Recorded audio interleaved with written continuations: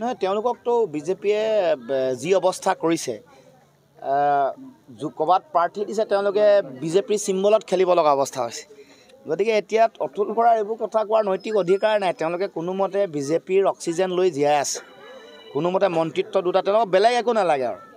দুটা মন্ত্ৰী লাগে মন্ত্ৰী দুটা লৈ তেওঁলোকে যেনে তেনে অলপ কমিশ্যন ল'ব লাগে এইবোৰ ঠিকা ঠুকলি দি এইকেইটাই কাম জাতীয়তাবাদ কেতিয়াই ক'ৰবাত দলিয়াই পেলালে অতুল বৰাই কোনো মানে নহ'লেনো কা বিৰোধী আন্দোলনৰ সময়ত তেওঁ